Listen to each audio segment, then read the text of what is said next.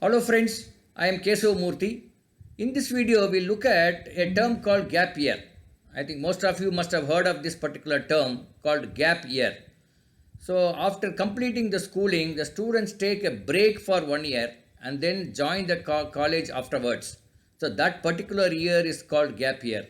Similarly, the college students, after completing the college studies, they take a break for 1 year and then join a career. So, that particular year is called the gap year. This particular phenomenon is very common in the Western countries. Now, let us look at some details about this particular gap year. So gap year has got many other names.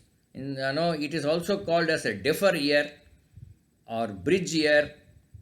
Sometimes it is called drop year because you are dropping 1 year, and it is also called year off, and it's also called a break year. So there are very many terminologies are used for referring to this gap year, and then there are many types of gap year. No, that is one is called a working gap year where in that particular gap year the student will be working for 1 year, and another thing called volunteering gap year where the main activity is volunteering in an NGO or in a social activity, and a traveling gap year where the student goes on travel to other states or other countries, etc. And study gap year, the student wants to improve some of his subjects, and then probably spends that 1 year in studying those subjects so that it will be helpful in the college days. So that is called study gap year. Some people, they work for part of the year and then they travel. I mean, they work for part of the year, they earn the money, and that money they will spend on their travel. So this is also there. That is work come travel year, and work come study year. So they work for about 6 months, let us say, and then they spend the money in studying some subjects. So what are the reasons for this gap year? Why people take that gap year? They think, they perceive that it broadens their view of the world.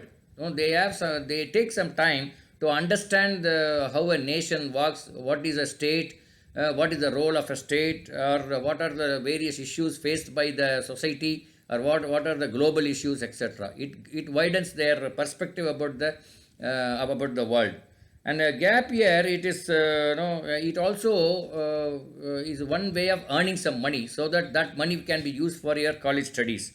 And gap year, the work experience that you get in the gap year will be useful when you go for a job full time after your college education.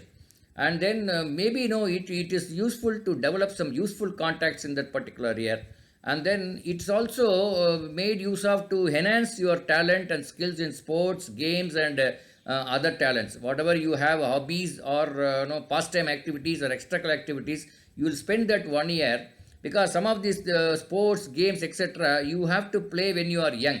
So they take 1 year off, and then they try their luck and try their to the maximum extent so that they can reach to some level. So that is also it's one of the activity during the gap year.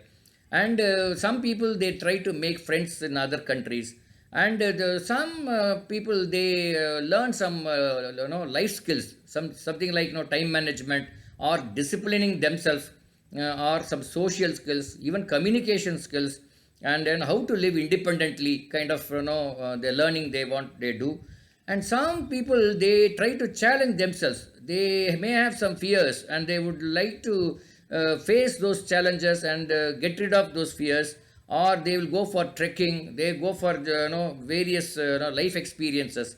So they will challenge their capabilities, and they stretch their capabilities and try and see how far they can go. And then many people have say that the gap year is they go after the gap year refreshed, energized, and ready to take up a course in the college. So that is one of the common benefit of this gap year. Okay, now let us look at what are the disadvantages of this gap year. One of the disadvantages that in you are 1 year behind your co-students, and it may cost you more. Than gap year, you may be spending some money, and then this break may be distracting sometimes, and some institutions may not like a break or a gap year in your education. It's quite likely many institutions like it, but then some institutions, they may not like it. And then sometimes, the students may end up in doing some unethical things, dishonest things, etc. These are some of the disadvantages of gap year. So it is very common in Western countries. It's not so common in India. But in India, we take a gap year to prepare for ourselves for some entrance exams, and then to clear our arrear exams, etc. We take gap year. In the process, they try their hands on some new skills and new areas of their interest. So to that extent, it is helpful in the Indian context. So we thought we will share these things about this particular details about the gap year. I hope this video is useful to you. In case you find it very useful, you will share this video with your friends and then subscribe to our channel. Thank you so much.